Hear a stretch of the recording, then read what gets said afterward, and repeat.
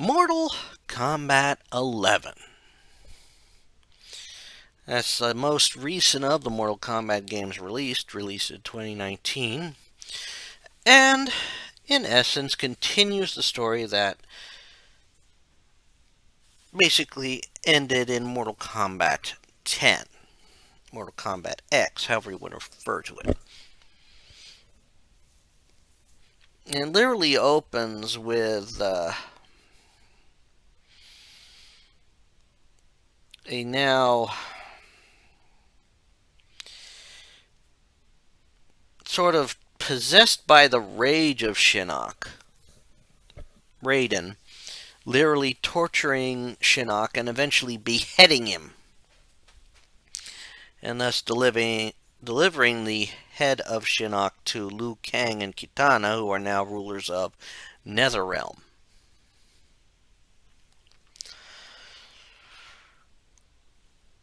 However,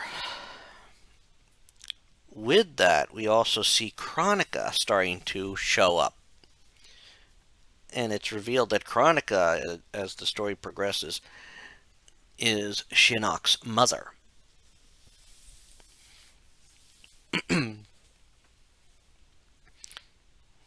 Now, Kronika seems to have this obsession with time going exactly as she plans it. Which, if you ask you and me, is absolutely absurd. Mainly because you cannot control all the little factors. However, Kronika is planning to reset the timeline. And this is in part because of Shinnok's defeat. See, apparently it was not the job of Johnny Cage or Cassie Cage to, quote, defeat Shinnok. You also see that Raiden has become more aggressive. In fact, he leads a mission of the special forces to invade and eliminate the threat that Netherrealm could beat Earthrealm. So this is also after Cassie takes over the group, and she has been elevated to the commander of the group. We also see that at this point the relationship between Sonya Blade and Johnny Cage has straightened itself out.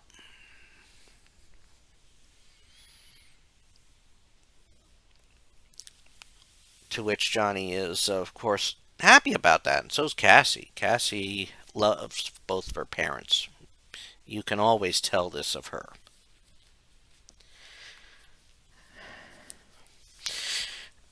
But this is where things go wrong, start to go wrong, as the mission leads the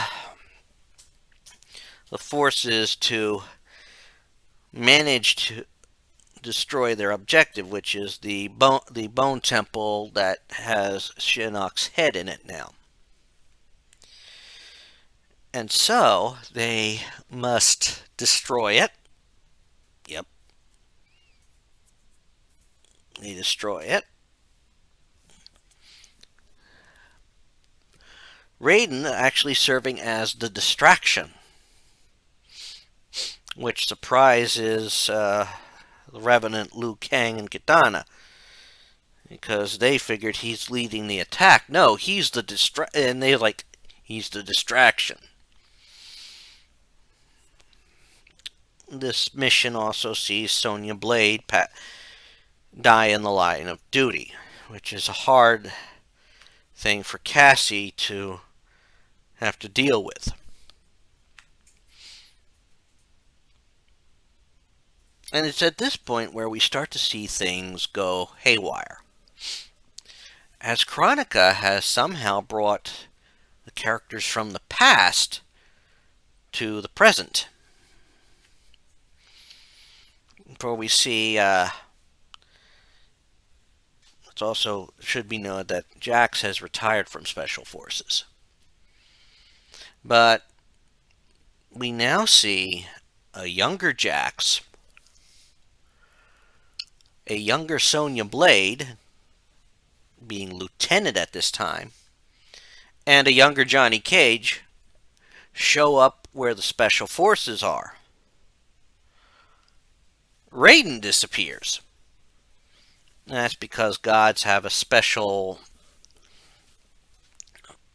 thing where they cannot exist twice in the same point in time. But out in Outworld, where Kotal is now ruler,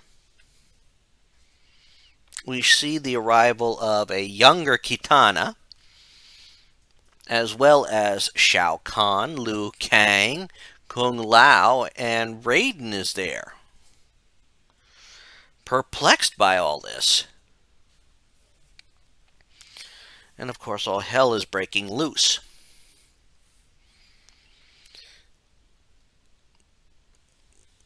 I mean, D'Vorah comes in and rescues Shao Kahn. And it should also be noted that he brings Scarlet with him as well. And there's also a younger Kano, a younger Aaron Black, a younger Cabal.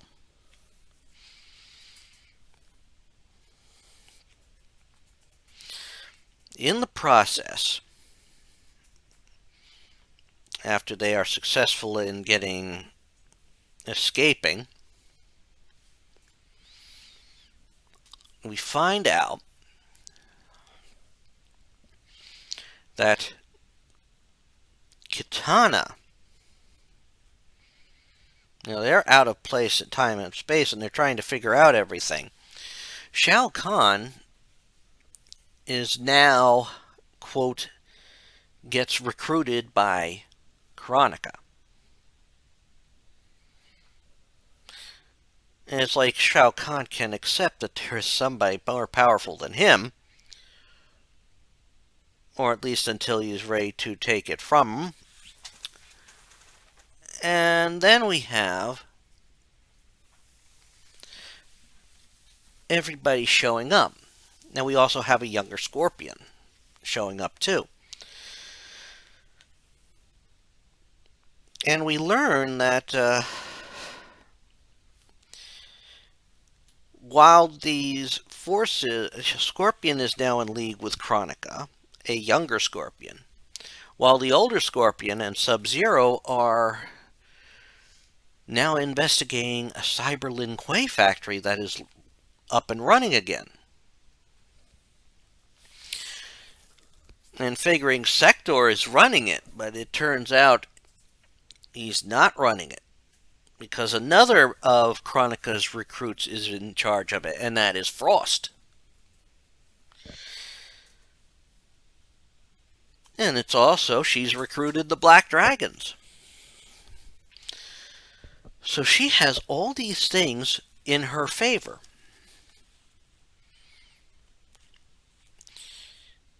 And she's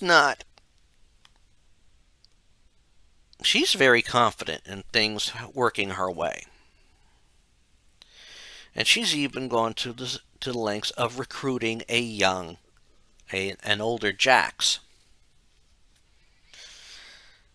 Now,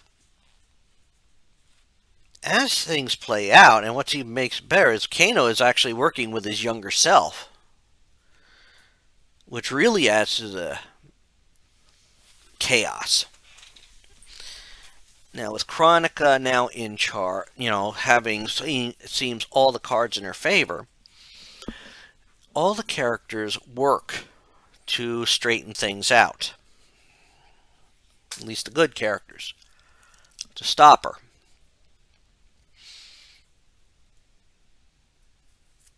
And in the course of events, all the forces of all the good characters manage to turn certain tides in their favor. In the course of events, Scorpion will see that his path in believing Chronica was the wrong one, especially as he sees Devore killed his older self.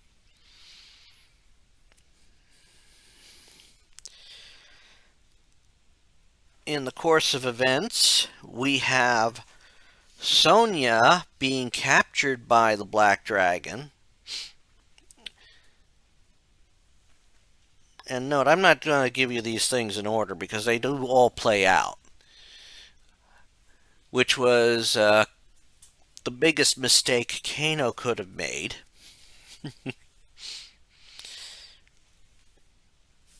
Because when they raid the Special Forces base, we see Johnny, older Johnny, first of all, put his younger self into place.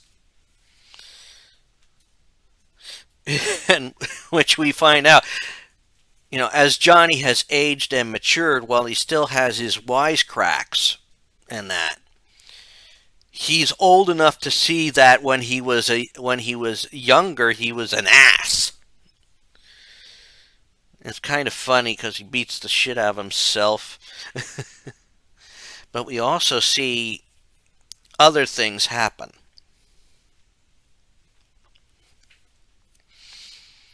And we also learn why Chronica does not want to see certain people die, especially Liu Kang and Kung Lao. As in the present, while they are in the past alive and brought to this present where they're dead, if anything happens to them here, it complicates things. Of course, when Sonya being forced to fight, and then we see everything play out that she is able to later kick Kano's butt, in which very smug older Kano threatens her to, leave him alone. Also smug because he knows that when Sonya dies, it also gets rid of Cassie. To which she sort of responds, thanks. For what? Reminding me of the rules. And she shoots the younger Kano, which in turn kills the older Kano.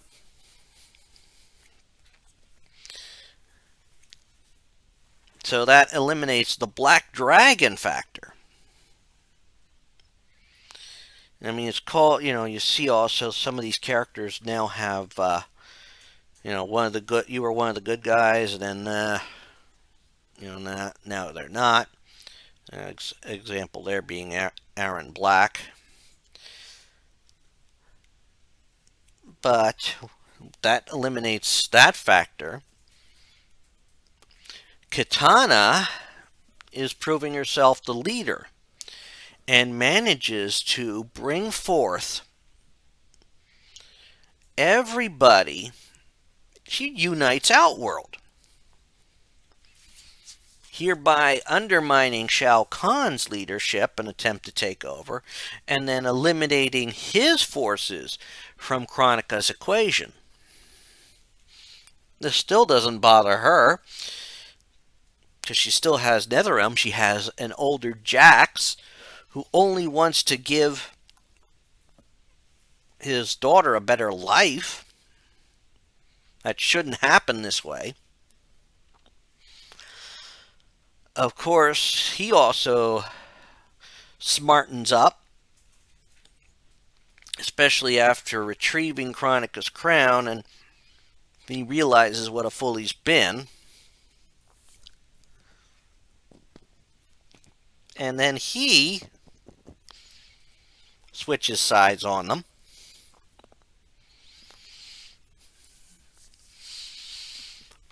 And as they are attempting to raid her fortress, this is where the last few pieces come into place. Because they have to cross the Sea of Blood, which is bottomless,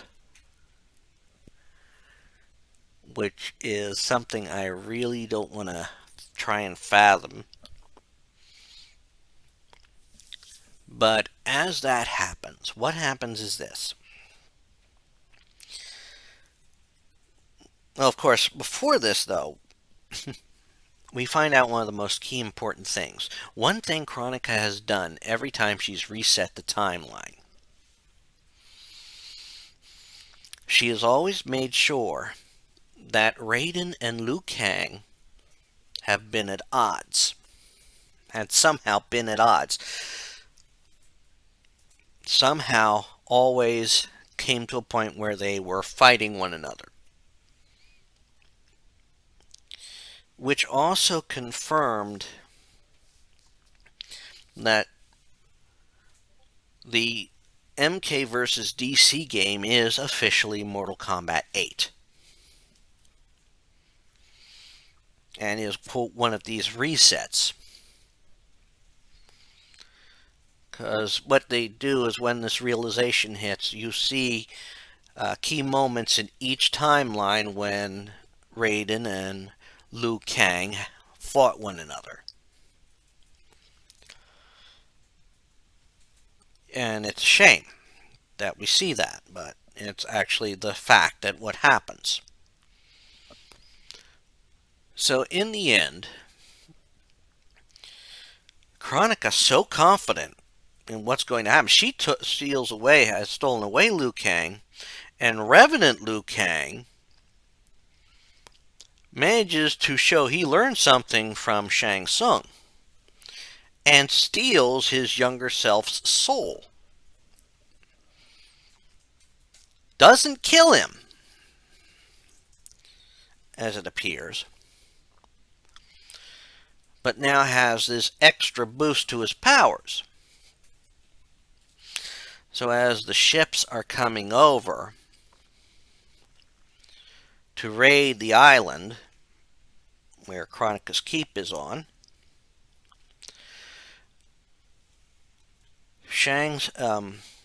you have fights with Cyber Lin Kuei and all that. And in the end, Raiden literally fries Frost's mind, shutting down all the Cyber Lin Kuei. Liu Kang comes out there, ready to destroy Raiden. And after Raiden beats him in battle, Revenant Liu Kang, demands that he kills him. And Raiden says, "I'd rather heal you instead." And in an epic move, elevates Liu Kang into godhood. This also means that the Liu Kang that's trapped in Chronica's Keep disappears, causing Chronica to say she did not think it was possible. But Raiden surprised her and will openly admit that it doesn't look like everything is so certain now. We also learn that Chronica's daughter, Cetrion, who is one of the Elder Gods, she took out all the other Elder Gods. Because apparently she was to keep her brother in check, as her brother was to keep her in check, something like that. But that's not how it played out. So now with Liu Kang, now as Fire God Liu Kang, he basically is now leading the charge, a combination of the two. Takes on the Revenants, then takes on Cetrion. Cetrion gives up her power.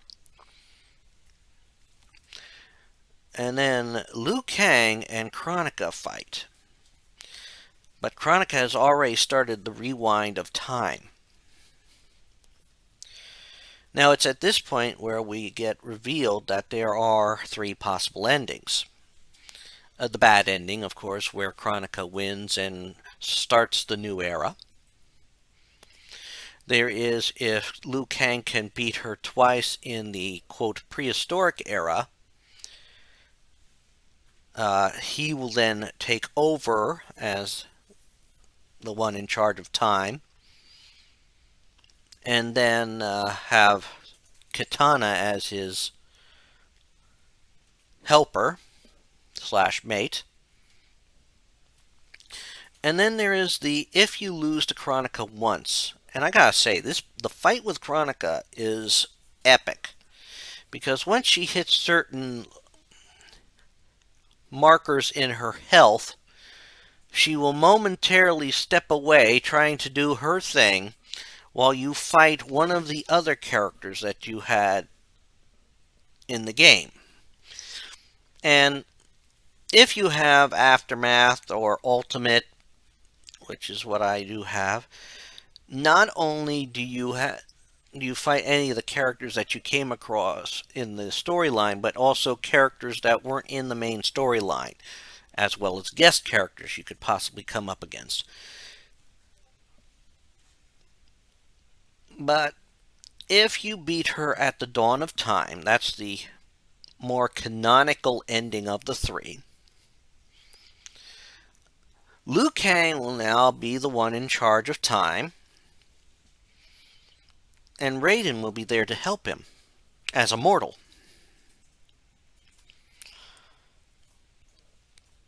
Now, of course, this is the ending in which they build Aftermath from, in which you are shown that 3 figures were kept in the void, where they were not, quote, affected by the time reset. Because when she reset time, everything went backwards. And so only Liu Kang and, quote, Raiden were left. But trapped in the void were quite the unusual trio. Nightwolf, which fans I think were happy to see him return. Fujin, more fans were happy to see him return. And Shang Tsung, which he is a bit of a fan favorite. And I think in a pretty brilliant move, they had the actor who played him in the original Mortal Kombat movie reprise the role. I think that was brilliant. I mean, they were good at, with the technology they have to model the face after him, and it was brilliant. For as Liu Kang fights, as we now have this Raiden, or this Shang Tsung. Shang Tsung reveals that without Kronika's crown, you are not going to be able to do things as you'd like. And so Liu Kang even agrees, as he discusses this with Ray, but he takes aside Fujin. Raiden doesn't trust Shang Tsung because he knows Shang Tsung's up to something. But Raiden has apparently told Fujin to make sure that this goes and that Shang Tsung is able to do this. Liu Kang is anticipating something. Because Liu Kang is willing to admit that while it is not an ideal thing, they do need Shang Tsung's help. And so now, for a bit, the plan is to, quote, revive Sindel. That means capturing her revenant self. Getting water from the Jinsei. And getting her to a soul chamber.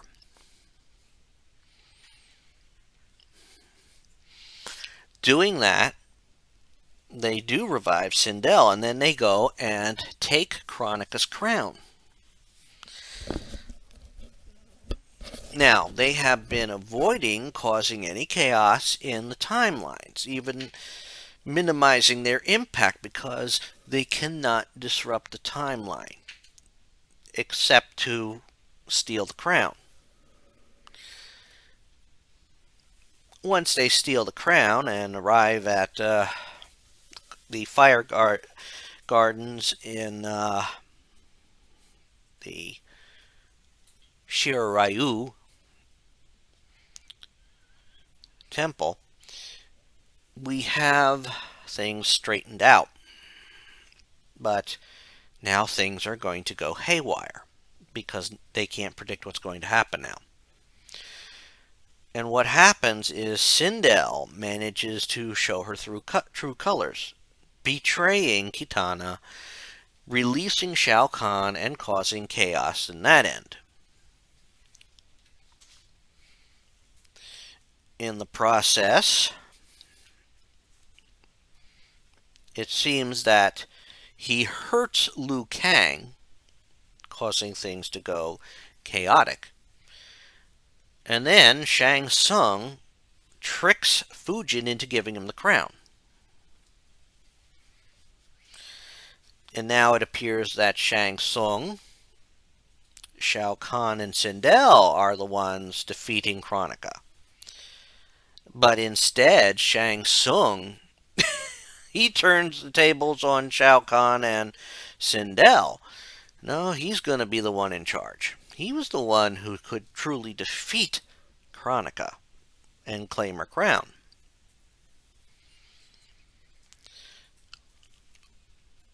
But as it plays out,